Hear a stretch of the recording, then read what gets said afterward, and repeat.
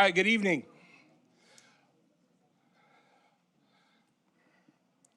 The time is 6 o'clock, and the Farragut Board Mayor and Alderman meeting has adjourned, has started. Ladies and gentlemen, I just want to tell everyone thank you for your presence here tonight at the board meeting. My name is Alex Kane. I'm the newly elected mayor. We have Alderman Ruffalo and Alderman Wyberly here with us tonight. Unfortunately, Alderman Burnett was unavailable to attend due to a work conflict. Like I said, I do appreciate everyone being here. Those of you watching online, we appreciate that. I know we have a pretty big following online. So with that, I would like to start the meeting with a moment of silence to honor Dolly Parton, and then we'll have a roll call, and then a silent prayer and the Pledge of Allegiance led by Alderman Ruffalo.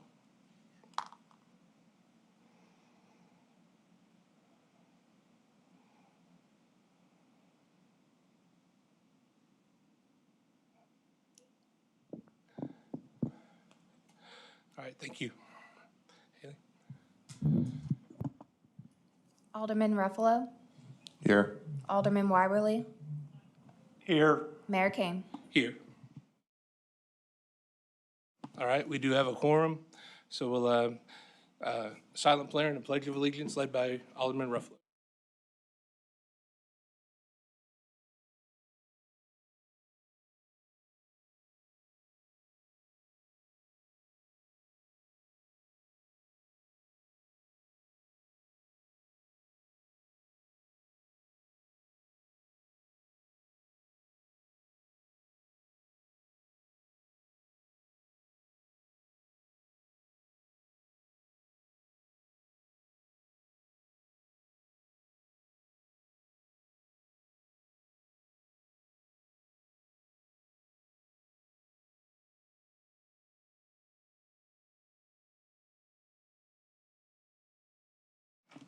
All right, thank you. All right, we'll start with the approval of the agenda. There are a couple amendments to it, David? Yes, sir. Yep. We're going to postpone the appointment of the vice mayor to when Alderman Burnett gets back to the next meeting. And we will postpone the appointment of the mayor's representatives for the Planning Commission. So Mayor, that's just for the record, that's to delete items, under the mayor's report, which is 4B and C. 4B and C will be deleted off the agenda. Correct. All right, so I just need a motion and a second on that. Motion to approve? I need a second, Drew. Second. All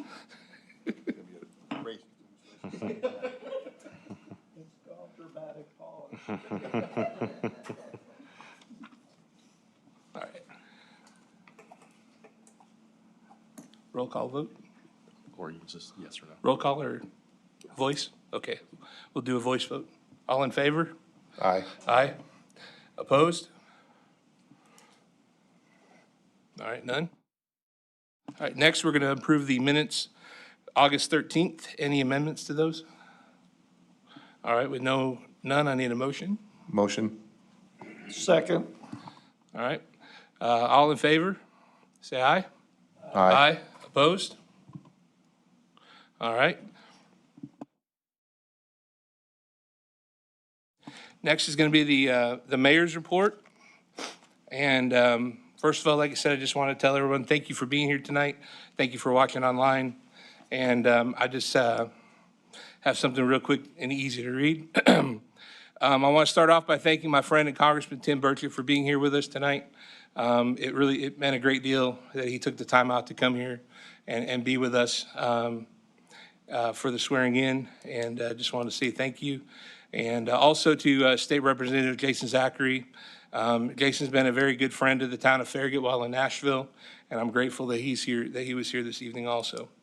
To my family, I just want to say thank you for walking through that long and difficult season we had. To my friends and everyone who volunteered, that prayed, knocked on doors, and encouraged me when the days got hard, I will never forget it. This night belongs to you as much as it does to me. The campaign was hard. It was closer than anyone prefers. And part of that, and parts were not the prettiest. We're not going to discuss that. I want to speak directly to those who did not support me in this campaign. I'm here to serve you as well. And you live here, you raise your families here, you work here. And all of us can agree when Farragut is safe, when it's well-run and financially sound, every household benefits from that. And that's not just the ones that voted a certain way. My intention from the very beginning was to be the mayor for the town and for everyone. I didn't seek this office just for a 4-year chapter of my resume. I sought it to do what's best for the town of Farragut well into its future. That means protecting things that make this town worth living, including no municipal property tax, staying fiscally disciplined, public safety that you can see each and every day, responsible growth with public input, and government that works with our county partners each and every day. We will disagree at times, but that's part of having a healthy relationship. What we cannot do is treat each one like an enemy. The board's job is to leave Farragut stronger than when we found it, with safer streets, sound finances, neighborhoods that still feel like neighborhoods, and a town that the next generation is proud of. I'm honored to serve as the 5th elected mayor of the town of Farragut, and I thank you for your trust. Let's begin by taking care of this town together. Thank you. Joey? Thank you, Mayor. Just want to start off by saying thank you to everybody as well. I didn't prepare anything myself, but I speak off the cuff, so it's good.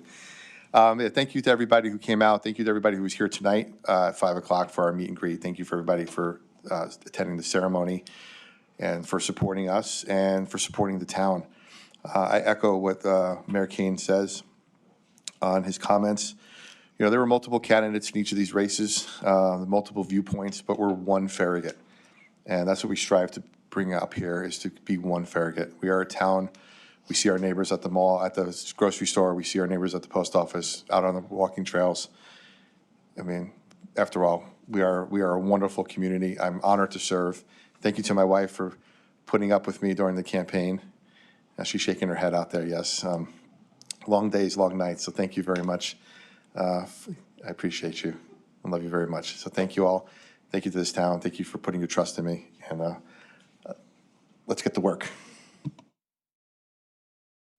Alderman Wyberly? Well, Mayor, your words were very generous in how the campaign went and how you wish to move forward.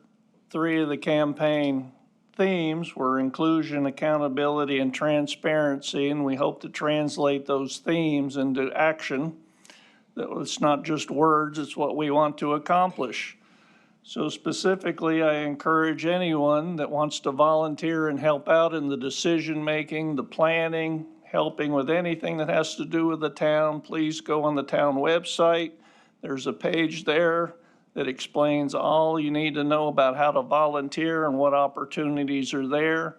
There's lots of committees, commissions, museum work, lots of things that you can contribute to, even if you just have a little bit of time.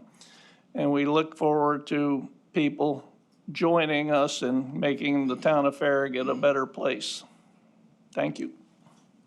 All right, thank you. All right, moving on. We have a few different committee reports this evening. The first one's Parks and Athletic Council.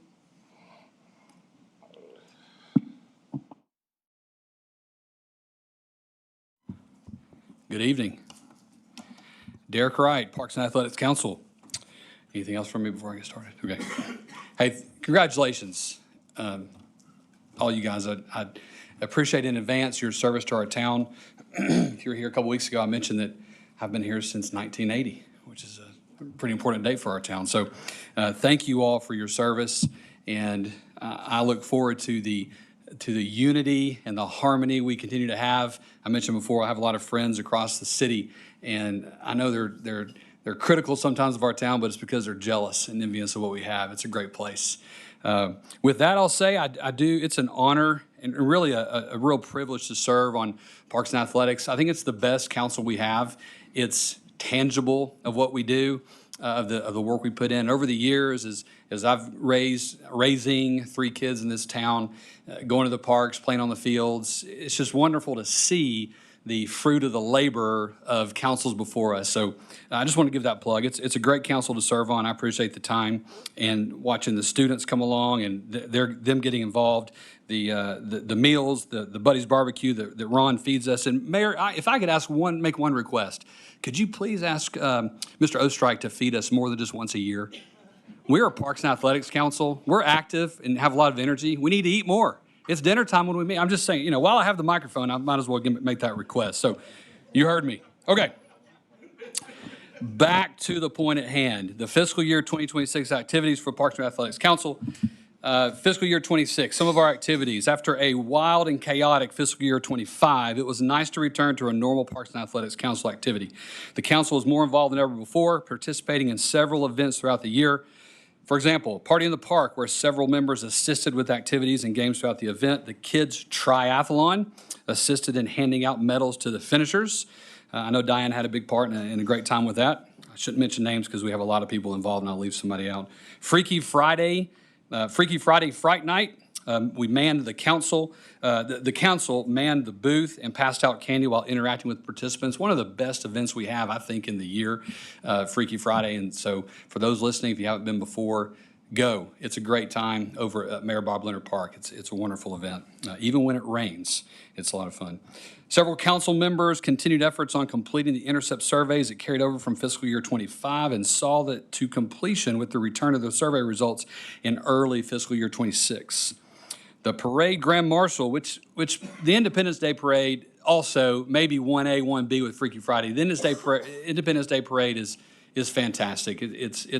It is. Let's edit what my comment before. It is the best event of the year. Just a fantastic event with everyone in the community. To honor veterans, both past and present, on our great nation's 250th birthday, a veterans subcommittee was chosen to recruit as many local veterans as they could to lead the parade. Vets in Vets showcased the participating veterans riding in Corvettes, accompanied by a large van full of additional armed service members that were in attendance. A wonderful sight and a great time, a great day this year.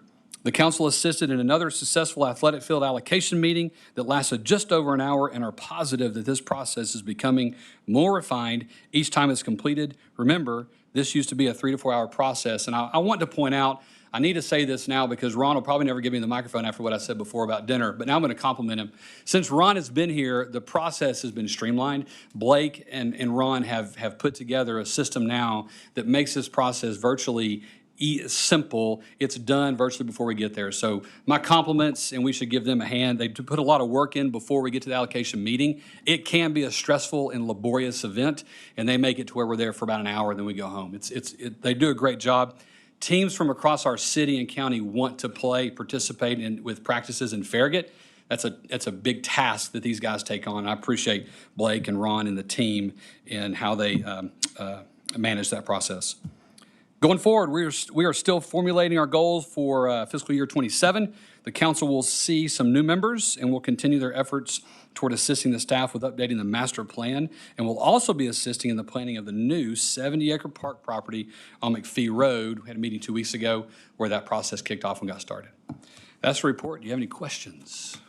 Thank you, Derek. I appreciate that. You're welcome. And I will see if we can get you food twice a year. How's that? That'd be much appreciated. Any questions for Derek?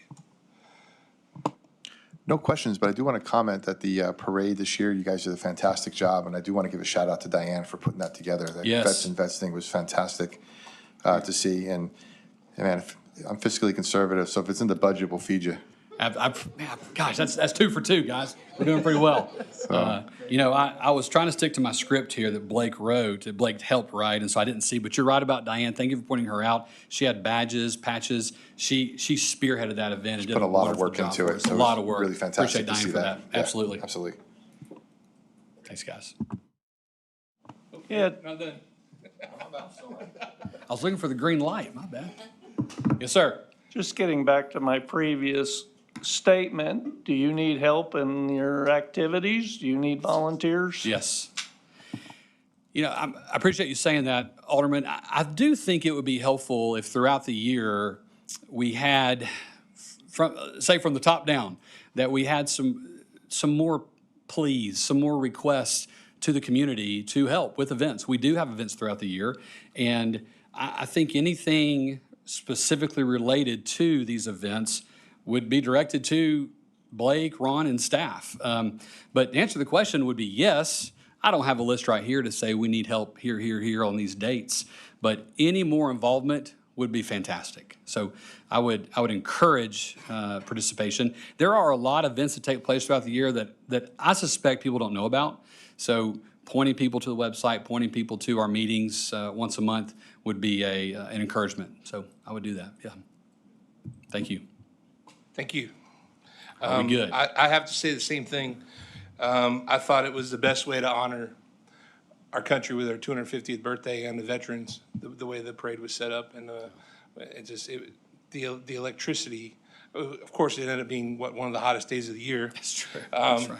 But the electricity on that street, with the people there and everyone, it's a great event, and you guys do a great job. And I sat in that meeting last year when you guys were doing the field allocation. Oh, yeah, yeah. And, yeah, so I see what you guys go through, so. Well, I was part of Appreciate it 4 or 5 years ago, right before Ron arrived, and it can get heated, it can get tense, and I'd been there before for 3 to 4 hours, so that does not happen anymore. Good.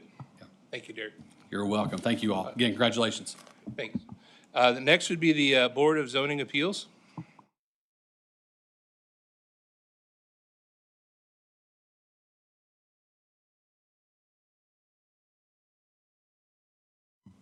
Good evening. I'm Keith Alley. I'm one of the 5 members on the Board of Zoning Appeals. The board is a board that is required by the state. It is not very exciting. I feel very boring compared to that last one.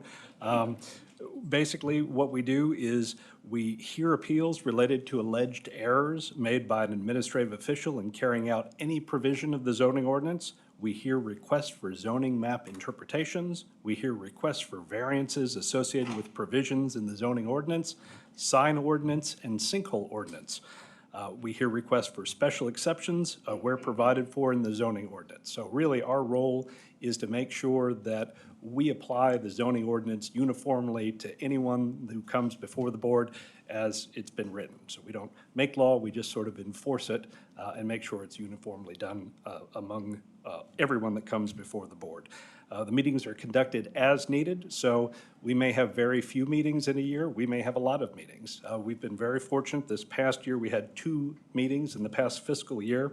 One was a variance to conditionally approve a minimum lot size in an R2 zoning district related to a request to subdivide an existing parcel that was sold in a estate sale as 2 different lots to 2 different property owners. So that was an unusual circumstance. Usual set of facts, and so a little difficult for the board to deal with, but the outcome was in accordance with our zoning ordinances. The second one was a special exception that was conditionally approved to expand an existing non-conforming building at 800 North Campbell Station Road. Brought to attention a very interesting non-conforming building that's been there a long time, looking somewhat derelict, and basically we're pleased to apply uniformly the ordinance to allow that to be modified to become a useful structure, and hopefully that's exactly how it will be. Our goal is very modest. We require 4 hours of training for all our board members every year, and that is our goal. We would like for everyone to get their training so that we can keep doing our job as you have asked us to do. And that's really it. Thank you. Any questions, Joey? Do you guys need to be fed too?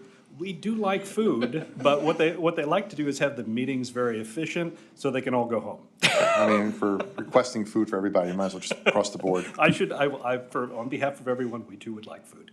Okay. Thank you for what you do. Thank you for everything you do, and congratulations. Thank you. Greg, any questions? No, sir. All right. Thank you, Mr. Alley. Thank you. Appreciate that.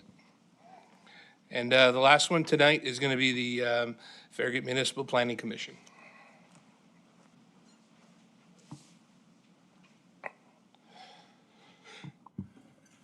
Good evening, Board. Congrats to the newly elected. I'm Jeff Devlin. I am the Vice Chairman of the Municipal Planning Commission, and this is the previous fiscal year report. So what does MPC do? So we review and approve site plans, subdivision plats, zoning and future land use amendments of the map, text amendments, and we also review planning-related documents such as land use plans, vision plans, et cetera. There are 9 voting members on the MPC with 1 non-voting youth representative, and we meet on the 3rd Thursday of the month. We had 12 meetings last year. So, what were our agenda items? Well, they fall into some basic categories for MPC.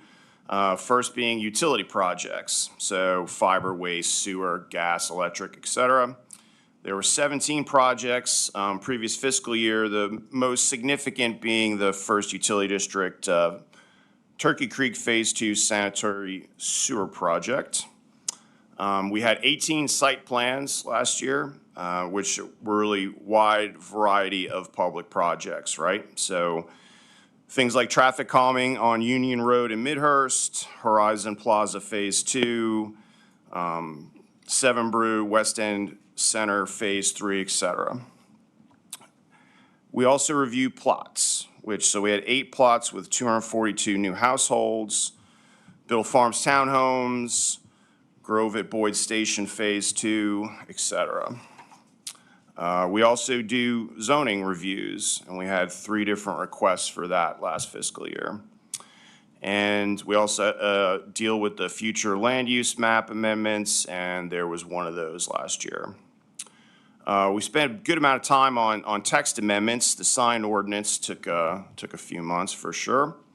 That was really to clarify when signs may be removed. We spent plenty of time on the driveway ordinance, spent dealing with various forms of food trucks mainly. Updates to subdivision regulations concerning various things like sample letters of credit, zoning ordinance amendments concerning building facade requirements in the MUTC. We did some flood map reference updates, and we did talk about the rural large lot estate district. We did update the vested rights and development standards to comply with TCA, the law. Amended the stormwater ordinance to address detention requirements into the lower portions of a major watershed. Some FEMA stuff. So what are our goals for the coming year? Obviously, like other ones, we're going to have some new members. So provide guidance and input on updates to the CLUP, of course, assist the staff with work program items that involve planning commission input, assist the staff in providing guidance on plans, plots, amendments, and other agenda items that may be presented to planning commission, basically what MPC's always done. Questions? Thank you, Jeff. I just got a couple of comments, and actually not because of the MPC, but during early voting, I was out there a lot. Yeah. And please tell your firefighters out there that I support them, would not believe. At one point, I counted 9 cars that failed to stop when they were trying to pull out of the fire station. I don't know. The patience that your guys have is amazing. Yeah, that's kind of part of it. Yeah, look, apologies for the uniform. I had to come straight from the office. I try not to do it.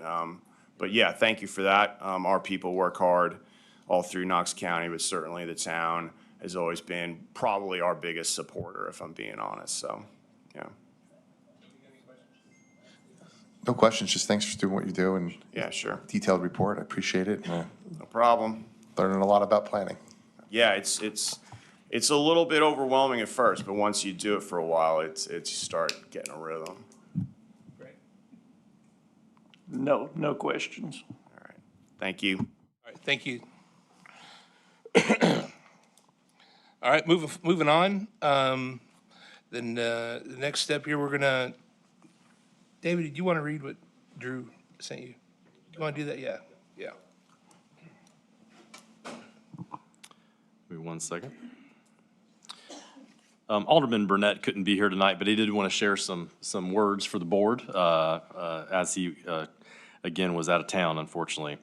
He said, "Dear board members, I am writing to share my warmest congratulations to our new mayor and 2 new aldermen as you take on your new roles tonight.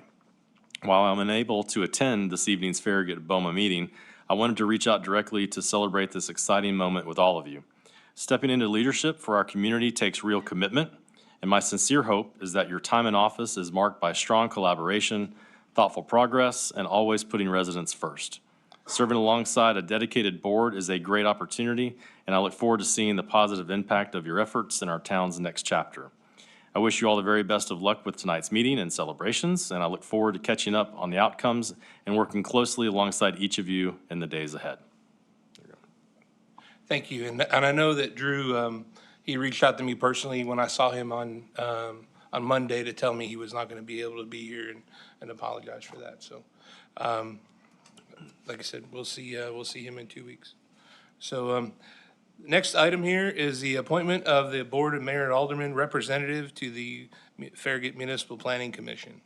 Obviously, we just had their report.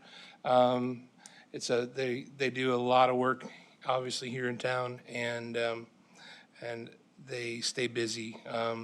They're probably one of the only committees that actually met 12 times last year. On that, I'm going to nominate Alderman Wyberly to the Planning Commission. If anybody else wants to nominate, no, I have to sit on it, so you can't nominate me. So, Second. okay, we have a second. So, guess we just got to vote, huh? Yep. All in favor? Aye. Aye. Guess, Greg, you can speak for yourself. Any nays? Nope. All right, so Greg, you will be the BOMA representative to the Planning Commission, and I feel that with your background and your work history, you're gonna jump right into that and do a good job. So I appreciate that. The next item here is the appointment of the Board of Mayor and Aldermen representative to the Tourism and Visitor Advisory Committee. The reason why we have to do this is because, well, I was an alderman. That was actually the position that I held. So moving off of that, and Alderman Ruffalo here was on that committee already. So I was going to step off of it, and I was going to suggest that Joey stay on as the BOMA representative to the Tourism Committee. Second that motion. All right, all in favor? Aye. Any noes? No? All right. All right, so Joey will remain on the TVAC, and you are now considered the alderman representative for that. All right. So moving on, we have a resolution tonight, and it's do I have a copy of that?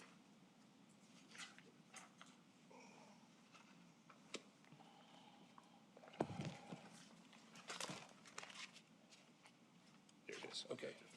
I got it. Okay. You want to read it? Yeah, you could read it. All right. All right, so it's Resolution R 2615, a resolution of the Board of Mayor and Aldermen to the Town of Farragut, Tennessee, adopting an amended participation guidelines for the Board of Mayor and Aldermen meetings. All right. Thank you, Mayor. All right. Whereas the Board of Mayor and Aldermen of the Town of Farragut Board desires to provide members of the public a meaningful and orderly opportunity to address the board during regular Board of Mayor and Aldermen meetings. And whereas the board has previously adopted public participation guidelines governing the manner in which and the time allotted during which members of the public may address the board during the citizen forum portion of the meeting and during regular agenda items. And whereas the board desires to move the citizen forum agenda item from the end of each business meeting to the beginning of each business meeting to be taken up immediately following the mayor's report so that public comment is heard earlier in the proceedings. And whereas the board finds that the public participation guidelines as amended and attached hereto as Exhibit A and incorporated herein by reference will continue to ensure fair and orderly public participation in the business of the town of Farragut. Now therefore be it resolved by the Board of Mayor and Aldermen of the town of Farragut, Tennessee, that Section 1, the public participation guidelines for Farragut Board of Mayor and Aldermen meetings attached hereto as Exhibit A and incorporated herein by reference are hereby adopted and shall govern public comment at all Board of Mayor and Aldermen meetings. Section 2, the citizen forum agenda item is hereby moved from the end of each business meeting to the beginning of each business meeting, immediately following the mayor's report, superseding any prior agenda placement. In Section 3, this resolution shall take effect upon its adoption, the welfare of the citizens of the Farragut requiring it. Adopted this 27th day of August, 2026. Thank you, Joey. I need a motion. I move that we approve. Second. All right. All in favor? Aye. Aye. Opposed? All right. So the resolution R 2615 passes, and beginning with the next board meeting, that change will go into effect. All right. Couple different business items. First one is the approval of the purchase of a portable stage unit through Safeware, Inc.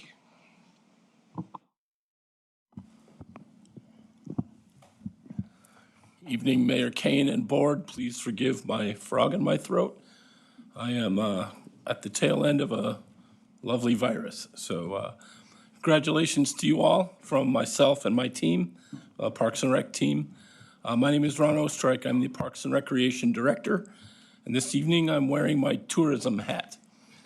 The business item for your consideration this evening is the approval of the purchase of a portable stage unit that can be transported to different locations such as McGill Plaza, McPhee Park, and also our newest location at Biddle Farms. The model we have specified is transported to locations via a half-ton pickup truck and completely set up in less than an hour. Back in 2025, the town's Tourism Advisory Committee asked the staff to look into purchasing a portable stage so we could hold concerts in different places throughout town, most notably the new Biddle Farms green space. After some initial research, we budgeted $120,000 for fiscal year 2026. Cost projections increased significantly due to increased costs of steel.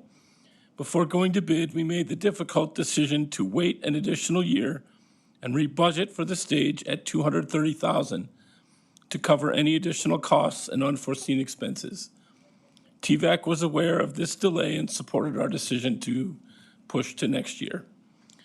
In preparation for the purchase of the stage in this fiscal year 2027, the town's grant procurement accountant, Candace Witt, contracted her source at Safeware. Safeware is an organization that partners with government purchasing like Tennessee statewide contracts, Omnia, Sourcewell, to legally obtain the best pricing on a wide variety of products and services for governmental agencies. Cooperative contracts such as this satisfy the competitive solicitation requirements because of the underlying contract already went through a formal bid proposal and process conducted by a different or another governmental entity. The Municipal Purchasing Law of 1983 requires competitive bidding above set thresholds, and TCA 12-3-1201, 12-3-1203, and 1205 authorize the town to purchase items under these contracts, already competitively solicited by the state of Tennessee, other local governments, or cooperative purchasing organizations without a separate bid process. The lead agency's original solicitation, evaluation, and award stand for the town's own bidding requirement. This approach gives the town access to pricing negotiated across a larger volume of purchases, often resulting in lower unit costs than a single municipality could negotiate alone. The town's purchasing policy incorporates co-op purchasing as an approved procurement method consistent with these statutes, allowing staff to select from vetted, competitively awarded contracts while maintaining compliance with state law. Stage Line, the manufacturer of our specific stage unit, is a participant in this stage purchasing procurement program and provided a highly competitive quote of $162,535 through SWC for their SL75 model. With FY27 budget at $230, this quote is a savings of $67,465. Stage Line unit includes a 20 by 16 stage surface, a 22 by 17 aluminum roof surface, structure, 6-step stairwell, side panels for us to brand with banners, delivery from Quebec, Canada, and an on-site 3-day training course for staff. The town is responsible for a removable ADA ramp, stage skirting, branded panels, and any lighting and sound would be handled by sound engineers that we already work with at our events. Those expenses are part of concert operations. The portable stage will be stored at Public Works. Staff recommends approval of contract Z Tennessee SWC 564, number is 65243, for the purchase of a portable stage unit through Safeware Inc. for $162,535.30. I'd like to answer or address any questions you may have. Any questions? I forwarded some comments earlier today, just curious as to which committee reviewed and approved this purchase so that you could get public input on the applicability of this purchase. It was through TVAC, Tourism Advisory. Okay? And prior to this purchase, how were events handled in the absence of a stage? I mean, how do you justify a stage of this expense? We rented stages at various times, various sizes, various structures. The reason that we want to make this a more viable situation is it gives us opportunity to go to different places. And we had a pretty bad experience with our stage rental company. They were not available. We had to make our own repairs to one of the stage units that they installed. So it was kind of a rough Saturday till we got it fixed ourselves. Okay, and just to address your comment that you had to use them different sizes, this one seems to be the smallest model available. Will it meet the needs for all your events? Yeah, it will. It's good size. The 20 by 16 is about the same size as Anchor Park or as Founders Park, maybe a little larger. It also comes with the roof. If you've been to our concerts, a lot of them, we have our own tents serving as the roofing over these portable stage units. So. Okay, and you say it'll be stored at Public Works. Is this a piece of equipment that can be left outside? Does it need to be inside?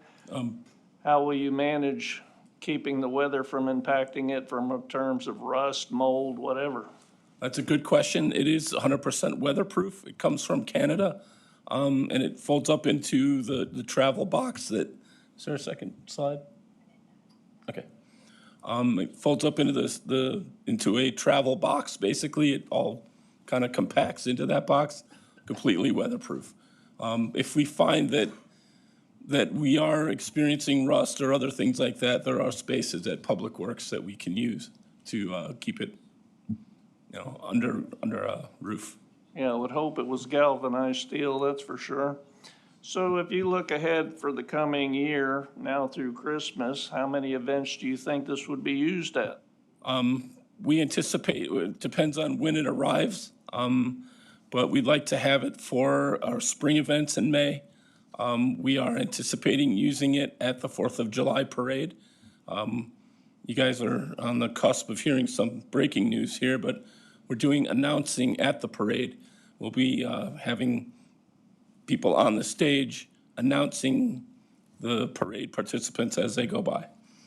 And then every other concert within the summer and the fall. Okay, so I presume you would be the person, primary contact to oversee its use. Would this stage be available to other people within the town to use? The tourism manager would be the one overseeing the use of the stage. And we've been discussing this very topic. We'd like to slow walk it at first. There would obviously be a rental fee attributed to it because we would be the ones driving to the places, setting it up and actually, bringing it back down. So that would be, we'd need to charge for that. Okay, so you mentioned that we already have resources for sound and lighting. You say you need skirting and banners and maybe logos on it, but do you see that as a significant expense? No, we utilize a lot of different companies for skirting, banners, signs, other things like that. We have several different resources in the community, so I don't anticipate that being expensive. Okay, thank you, Mr. Mayor. That's all my questions. Ruffalo? Yeah. Hey, Ron, how you doing? Joey? I'm going to try to keep it short for your voice tonight, but a couple questions that I have for you is what's the life cycle of the stage? It's probably a 15 to 20 years. I mean, it's really well built. If you want to see it in live in action, Loudoun County Chamber of Commerce has one, and they operate it through Lenore City Parks and Rec. So they set it up, tear it down, same unit. What do you, I know you probably don't have the numbers with you tonight, but what would be your anticipated ROI date for rent versus purchase? I would say within 10 years it would be Start paying for itself, okay. And then with the vehicle you guys have to tow it right now, do you guys have a dedicated vehicle for that? It's not dedicated, but we have a fleet of F-150s, F-250s that can more than handle that load. Okay, and do you anticipate any additional maintenance on those vehicles now that they have to tow? No. And we're towing lawnmowers and other things like that all the time now, so I don't anticipate that. Okay. Having additional wear and tear. And with this in our possession, do we anticipate having more impromptu events around town? We could, yeah, it just makes us more versatile. We don't have to rent, we don't have to call, we don't have to wait. We can go. And then you did mention that the ADA access we have to provide that. Is there a ramp that we already have that we use, or is it additional No, purchase? we would ask these guys to retrofit one. Okay. Perfect, thank you. Welcome. All right, thank you. All right, I need a motion for this. Motion to approve? Second. All right, all in favor? Aye. Aye, also. No nays. Do we have any public comments? All right, moving on. Next item, thank you, Ron. And Ron, lots of lemonade. Feed you at some point. The next item is discussion and approval of the North Ward Alderman appointment process. Mayor, I'd be happy to talk through this with everyone. We've been through this process a few times over the last several years. And on August 28th, the town proposes to publish the application process for the vacant seat that you now have, since Mayor Kane has been elected as mayor and has the vacant North Ward Alderman seat. We would follow that announcement on our website by publicizing it in the Farragut Press on the September 3rd edition of that, and have all applications due to the town of Farragut by September the 18th, 2026 at 12 noon. So the town of Farragut charter actually talks through what the process of a vacancy in office entails, and that's section 6.3 107B, 1 and 2. Says by affirmative vote of a majority of the remaining members, the board shall fill a vacancy in the office of alderman for the unexpired term. But any portion of an unexpired four-year term for alderman or mayor that remains beyond the next municipal election shall be filled by the voters at that election. If the vacancy occurs at least 20 days before the latest time for filing nominating petitions for candidates in that election. And then the second part of that is that all such elections by the board shall be made by voice vote on the calling of the roll. If a tie vote occurs in filling a vacancy on the board, the presiding officer shall vote a second time to break the tie, and that is the mayor as the presiding officer. So staff outlined a selection process that we've used previously. We used this last year to fill a vacancy at that time. And so it's up for your consideration this evening, if you want to follow that same process or if the board would like to choose a different process. Ultimately, the selection process would go a little bit like the applicants would come forward at the prescribed time at the board meeting. They would get a chance to talk to each of you about what they would like to say about why they want to be on the board of mayor and aldermen. The mayor would then open the floor for nominations by the board of mayor and aldermen. Each of the elected officials may nominate one person, or they can concur with the nomination that's already been made. Once nominations are complete, the first nominee will be voted on by the board. If the vote on the first nominee is a tie, the mayor would then cast the second vote to break the tie, whether that's either for or against the nominee. If the nominee does not receive a majority of the votes, the second nominee will be voted on in the same way as the first and continue on until the first person receives 3 votes from the board for selection.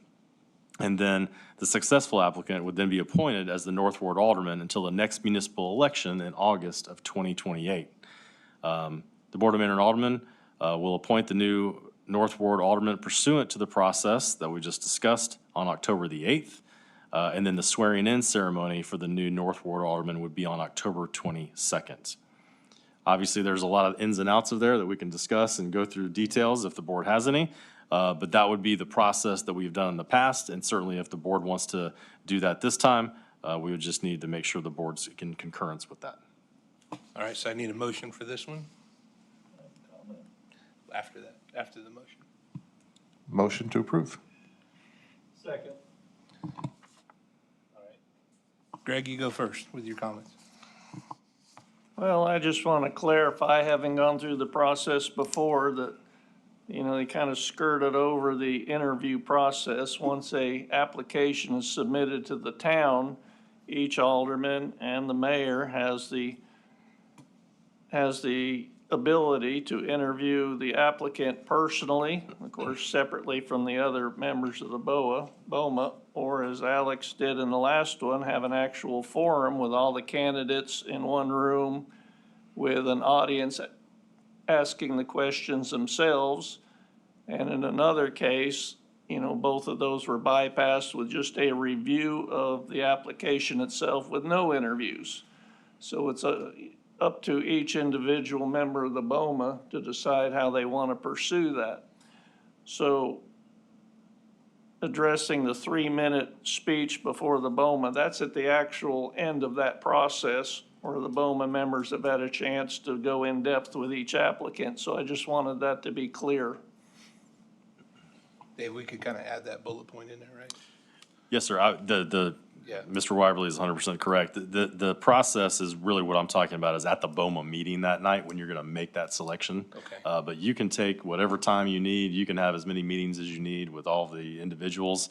If you'd like to spell that out tonight, or we can get the word out to the individuals once we get those resumes in, what your interest is, and setting that up, we can help with that, or you can just interview them yourself, however you'd like to do. Is there a way we could do it when they go to apply, they could have our contact information? And maybe put in there in the application process where it says, feel free to reach out to each one of us individually and have that in there.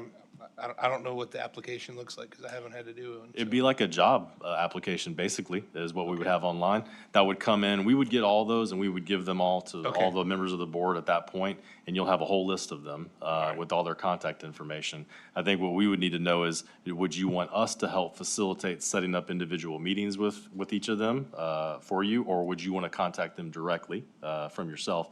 to just interview them. Or select, if we get 20 people to apply, we have you look through the resumes, do you want to get those down to a smaller number? Something to think about. All right. I think that we can, go ahead, Greg. Well, that was another suggestion, that after the interview process, each of us individually provide David with 2 or 3 names that we think are appropriate, and for him to invite from that list people to speak before the BOMA during the nomination process, in case you get too many applicants and are sure of which direction you want it to go. Okay, I mean, I like that idea. Like you said, if we get a large amount, would we have 7 last time, I think? Six or or 7. 7, something like that, yes. So it was pretty manageable. So, Joey? Yeah, the only thing I'm concerned about on this is the nomination process. It seems like whoever's first nominated gets voted on. The other people who have applied won't get a chance to get a vote. So how are we going to determine who's first nominated? It's just whoever gets called on first that night and makes that nomination and then approved? Or is everybody going to get a chance to at least potentially be heard? Is there going to be rounds?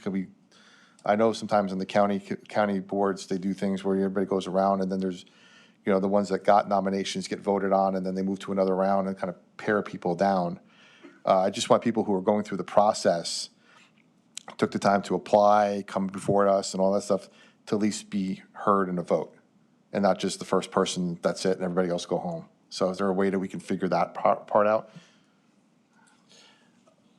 Certainly, it depends on how many applicants you have, right? That's a big factor in this. I think the question of rounds, usually when you get to the first person with 3 votes, that's the person that's going to be your alderman. If you got one person nominated and they didn't get 3 votes, then you're automatically going to the next person that is nominated to go get the 3 votes.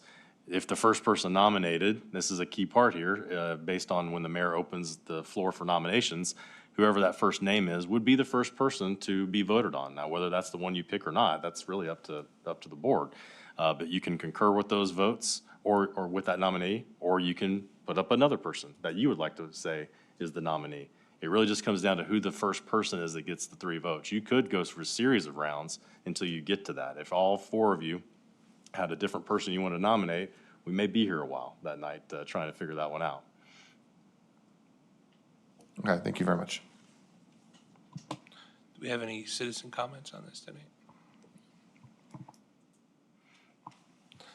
Anything else, Greg?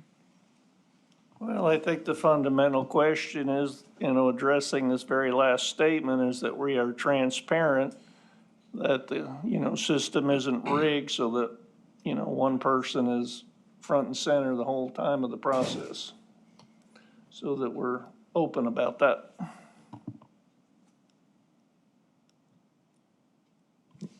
Yeah, Greg, that was my point as well, is making sure that everybody who wants to participate is heard and has an equal chance. So if I nominate, some person and let's say you nominate them and then we're done, I'd like to have everybody at least have that shot to be heard. And they're going to be heard during the 3 minutes, but I agree, yeah.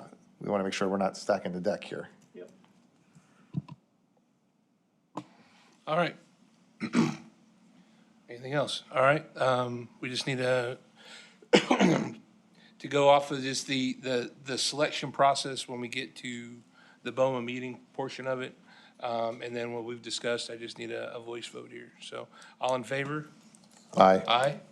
Opposed?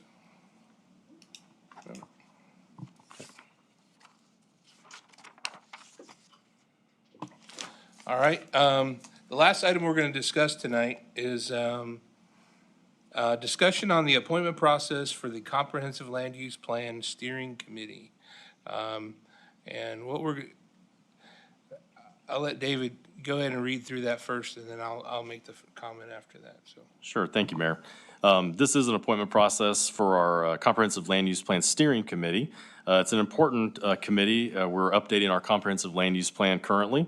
This plan is going to be looking at our community's vision for the future of a remaining undeveloped land that we have in town, redevelopment opportunities and transportation infrastructure. We just had our first public hearing about that on Monday, had some great participation from the public.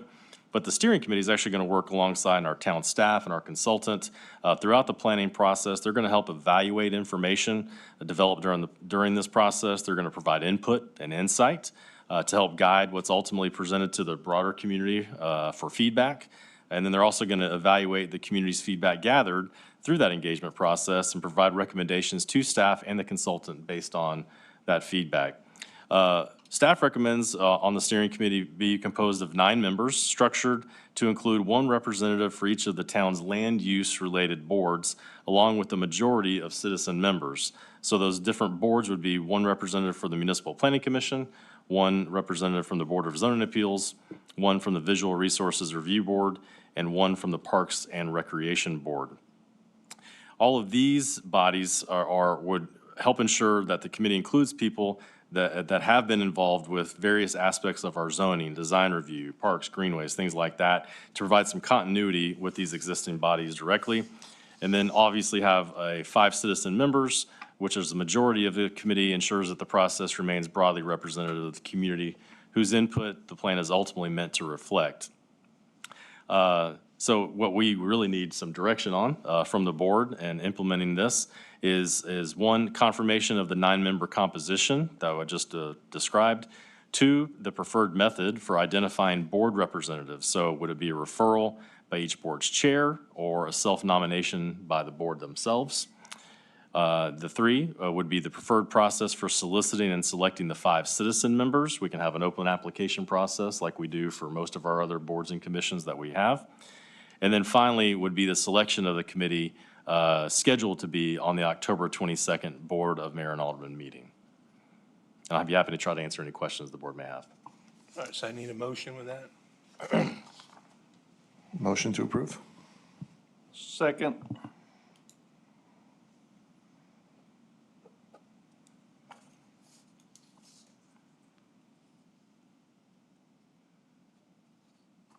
All right. I'm going to start with comments.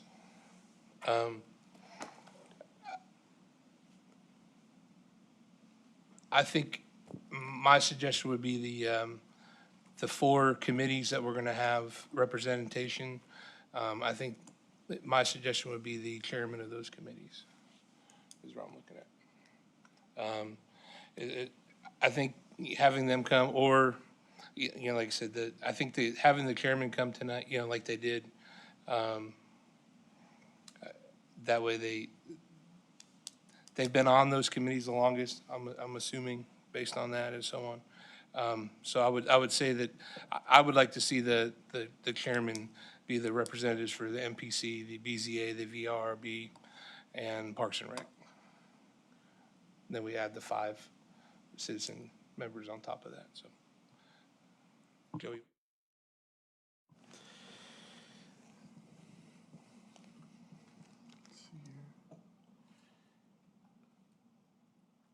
Yeah, I see what you're saying with that. I think my only hiccup on that would be, I think, putting it to a committee vote for them. More than likely, the committee chairman's probably going to be the one selected, but you have to give them the opportunity to know what's involved in the process that they're getting into for the next several months. They may not be available for some of the meetings, may have to send somebody in their absence, so there might be somebody more appropriate that has the time on that committee to come. So I would put it to a vote for each committee to decide at their next meeting who their representative is going to be, and it very might well be their chairman, but leaving it to them to decide on that, who's the best fit for them time-wise to attend. Great. Well, I'd just like a conversation on the BOMA participation in the steering committee. Do y'all have any thoughts on that? I think what we do there, suggestion with that would be, if each of us could provide 3 or 4 names, and we kind of go through that, very similar to the process we're going to have finding our new alderman. I think if you know somebody, we could set up where you suggest to them to go out and fill that out, so we get an application, some information behind them, but the names do come from us.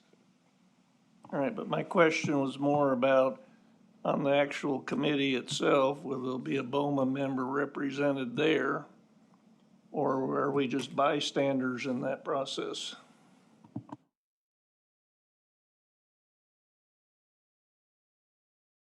Right, the way it's written right now, we are bystanders. You know, this is your process and Yep. your committee, so So if you'd that- like to put a BOMA member on there, you're So more the than way welcome this is to. written, so if you wanted to add that or change that, then we'd have to change, Joey would have to change his motion.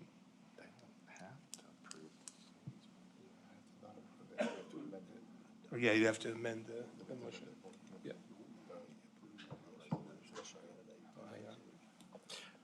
Tom and I were just talking, ultimately, the board will get a vote on this at some point far into the future, once this process is over. But if you want to be ingrained in it and have a member of it, then certainly that's up to the board, however you'd like to do that.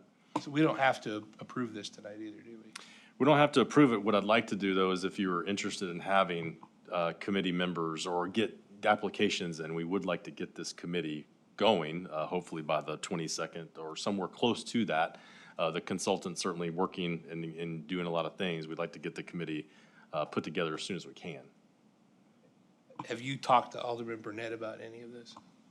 Did he give any feedback to you about this? I don't think he's adverse to this process, what we're talking about this evening, but I'd hate to speak for him with him not being I here. didn't know if he spoke directly to it. Again, I've mentioned it to Alderman Burnett. I think he is certainly comfortable with this process, at least beginning. Obviously, we don't have names in place or anything like that for y'all to consider. That's for y'all to decide who you want to put on there in the future. Yeah, so one of the suggestions I had in my head here was, let's keep it that way, how we kind of mentioned for the committees, but when we're doing the citizen comment or the citizen input, I'd love to see that application process come through, similar to our other committees, but I'd also like to see our members up here provide names as well, because maybe there's some people that just, we have to encourage to apply.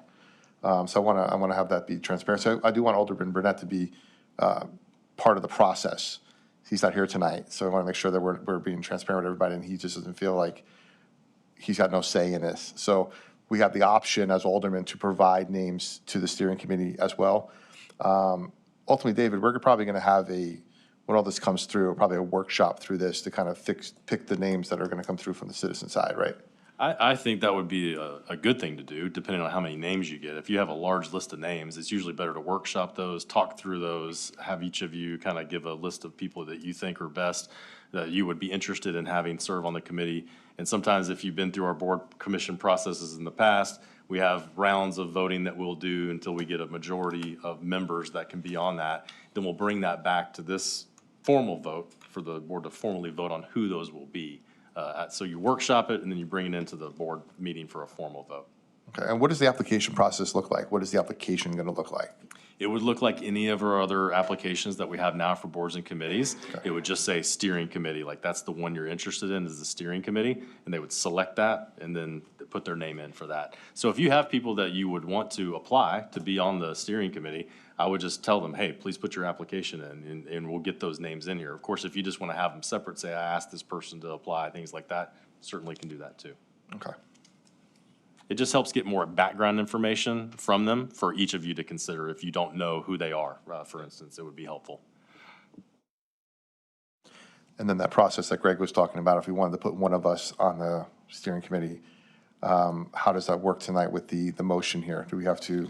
You don't have to decide that tonight. You can decide that on October 22nd, and then y'all can select your own member to be a part of that steering committee at that point. Okay. Thank you.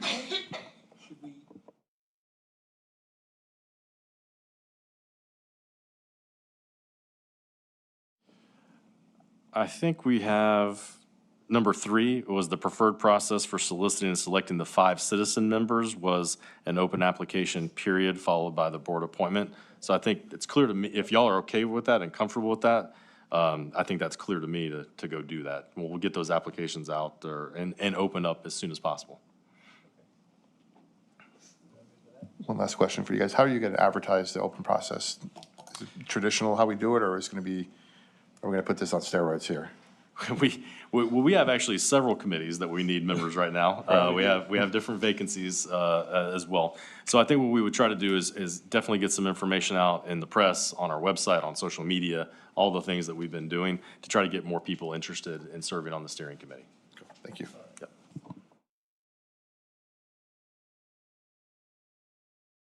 All right, so no citizen comments. All right, so I just need a voice vote on this, so we're gonna move forward with this. We're gonna, and then the next meeting, I do want to get some input from Alderman Burnett also with this, so if we can, I guess, drop this back into the business items next time, David? Sure. Okay. All right, so all in favor? Aye. Opposed? None? All right, moving on. Tonight is, the next step would be citizen forum. Who do we don't have any? Look at that, okay. All right. Next would be the town administrator's report. Thank you, Mayor. I'm trying to find my notes here. A couple of events I wanted to talk to you about that are coming up soon. The mayor did not even mention your Meet the Mayor event next week. Do you want to be the one to mention that? Okay. Mayor Kane is going to have his first Meet the Mayor event at First Century Bank at 130 Concord Road. That's going to be next Tuesday, September 1st from 6 to 7 o'clock. So that'll be first time for getting people out there for that. Then on Wednesday, September 2nd, we have an Introduction to Farragut kickoff meeting and history night for our class. I think we have 19 people signed up currently for the class, so we're looking forward to having them start that next week. And then I know Alderman Ruffalo, do you want to mention your event you're having? Sure, it's Tuesday, September 7th. I always forget what day. 8th. Tuesday, September 8th. Sorry about that. At 4 o'clock from 4 to 6 at Reef Coffee, which is on West End. It's a Meet the Aldermen event. So come on out and say hello and tell me how I'm doing. If I'm doing terrible, tell me what I can improve on. It's too early for that, Joey. Too many firsts. All right, and then Wednesday, September 9th, since that's before our next board meeting, we also have another Intro to Farragut class, and that's going to be on our government relations class. So we have 2 back-to-back weeks for Intro to Farragut coming up here pretty soon. I know Alderman Wyberly had asked some questions earlier about legislation that's maybe upcoming that we need to be aware of and things like that. The legislature right now is out of session, and so there's nothing that we know of right now. There's no bills in place until the new legislature comes in January of next year. We work with, the town of Farragut works with the Tennessee Municipal League. They represent most of the Tennessee cities in the state, of the roughly 345 that we've got. And their job is to promote legislation that helps cities be more efficient, allow our local elected leaders to have authority to make decisions and impact their communities. So we work closely with them as we see bills come through the process that may impact Farragut, impact cities and your ability to make decisions for your city. We will certainly let you know what those are. Many times they come up kind of last minute. They could be caption bills, things like that, that you don't know really what it's all about until it drops on the committee floor. And those are the times that we really need a lot of action from board members to be able to help if there's something that would be detrimental to the town of Farragut. I know in years past, the TML group has been trying to get our state shared tax revenue back to where it was from 20 years ago. It's been an ongoing process. It's been a very difficult process, but they continue to try to talk to our legislative body about that, and also increasing our single article cap for sales tax. Right now, we're capped at a certain amount, and the state takes the second piece to that. We'd like to be able to see if we can get that raised a little bit. That would help larger items that you buy get a little more sales tax out of those, and not everything go to the state. So with that, that's all I have to report tonight. All right, thank you, David. And so for Alderman Ruffalo and Wyberly, here, the first of next year, I went 2 years ago with David to the TML conference in Nashville and got to go spend some time with our legislators. And it's a good, so take it, if you can take advantage of that next winter, it's something to do. All right, Mr. Hale? Thank you, sir. Had a request by Alderman Wyberly to give an update or an overview of any legal actions taken by the town against any entity in the past year and any legal actions that might be necessary in the future. There are really only two legal actions that we have instituted ourselves against anyone. One of those was the nuisance action that we filed against Sean Murphy because of his signage in his yard that he would not take down. That case was tried in January. The judge issued an injunction in that case.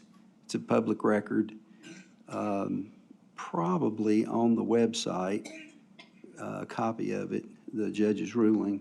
But we prevailed in that case, and the judge issued an injunction enjoining Mr. Murphy from violating the sign ordinance further. And the reason we did that is because while we have the ability to fine people for violating our ordinances, we did in that case, and Mr. Murphy just ignored it and didn't pay the fine and put up more signs.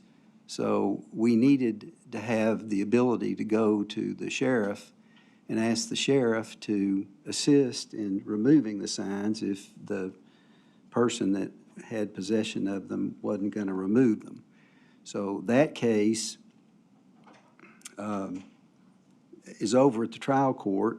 Mr. Murphy has filed an appeal of that case to the Tennessee Court of Appeals, and I don't know the basis for the appeal. He doesn't have to stay a basis at this point. Once the record gets submitted to the Court of Appeals, which hadn't happened yet, the clerk and master at the Chancery Court has to put the record together and send it to the Court of Appeals. Once it gets there, then Mr. Murphy will have to submit a brief explaining the basis for his appeal. We will, and I frankly have no idea what basis he would have that would be a legitimate one, because the case was pretty clearly decided in our favor by the judge. He wrote a fairly lengthy opinion based on the day-long trial we had down in Chancery Court back in January. So that's one. The other case that we have is the Trout case that involves one tract of the property along Union Road. Union Road has been the subject of a project the town's been working on for many years, I guess, at this point. It's a federally funded project. The purpose of it was to widen the road from Everett Road, Union Road, then now has a roundabout, which was part of the original project, which was built by the developer of the Ivy Farms.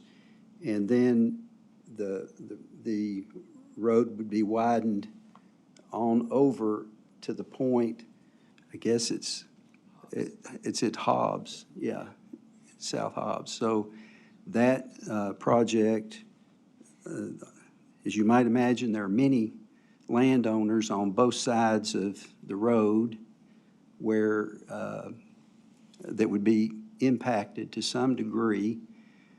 Mostly in this particular case, we didn't have to take very much property from anyone. Mainly we were taking easements so that when the men were working on the project and they stepped on the land of the owner, we had secured an easement so that construction easement, which is temporary. And sometimes there would be also slope changes that are called slope easements that we had to obtain. So we obtained all of those rights to do the entire project except one property owner, and that one property owner wasn't satisfied with the amount of money that was being offered for the easements on their property. There was no taking. The road is going to be improved within the existing right-of-way of the town, which we own, and so there wasn't any taking of land. So that case was authorized by the board sometime earlier this year. It's in the process of a typical case. I don't like to talk about the details of the town's position and legal actions in the public because it sort of undermines our ability to negotiate with anyone when we're doing that, but I'll be happy to give all the details about that litigation in an executive session when we can arrange to do that. The only other one I can think of that we instituted was, if you know the walking trail that is along Virtue Road, where the metal wheel is sitting up, that walking trail right there, we had to take a little property off the back of one of the property owners that goes up the hill. We didn't have a problem with the property owner. He was in agreement with what we were proposing to pay, but his California mortgage holder wouldn't sign a release. And so we had to file a lawsuit to get the California mortgage holder to come to the table so we could work out something, which we ultimately did.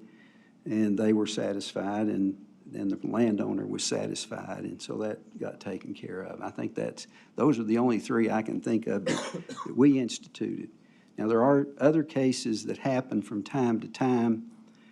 We almost always submit them to the insurance carrier when we are sued by a person or an entity. And you didn't really ask about this, but just so you'll know, there was a case involving Allen Kirby Road. There was an accident between a bicycle rider and a person driving a vehicle right at the county line. My law firm represents Loudoun County, so I had to withdraw. I couldn't represent the town in that case, but didn't matter because I think the insurance carrier provided the defense in that case. That had to do with and I think that one's actually been settled. I think we settled it by agreeing to put up a sign letting people know that there was a sharp curve ahead. And so that's the kind of thing that happens from time to time. We have, you know, about the Harkins case. We didn't file that. That was brought by Ms. Harkins, and her lawyer is here tonight, and that one's in process. That one's not defended. I couldn't defend that one because I have a relationship, client relationship with Ms. Harkins, so I had to withdraw. And I think John Batson, the law firm that represents or the insurance carrier in most of the cases, they're handling the defense of that one. Let's see.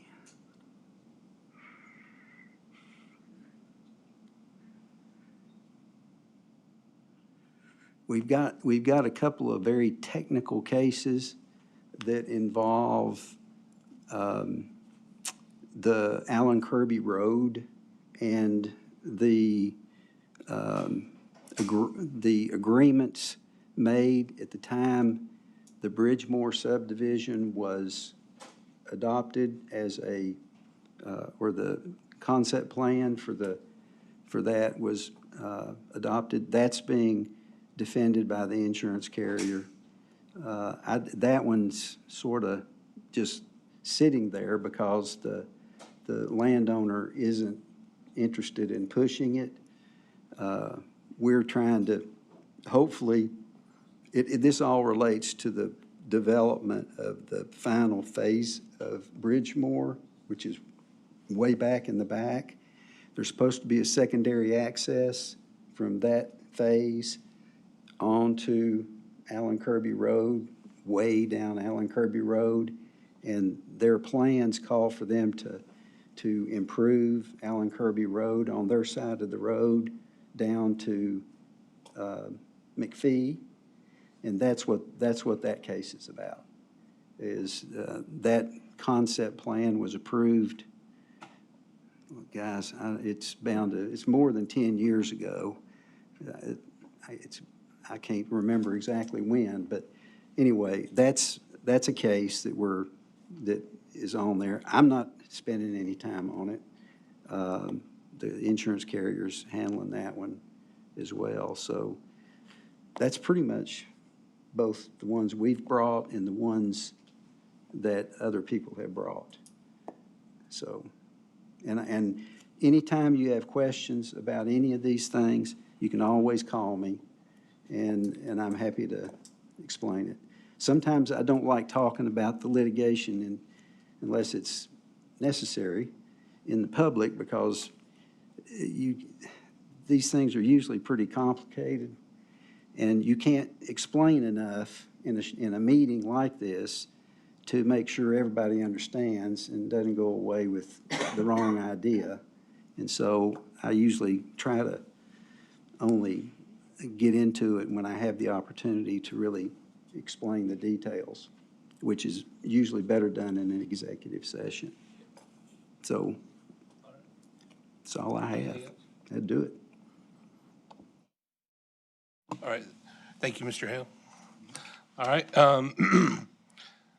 Time is 7:22, and the August 27th, 2026 Farragut Board Mayor and Alderman meeting is adjourned. Thank you.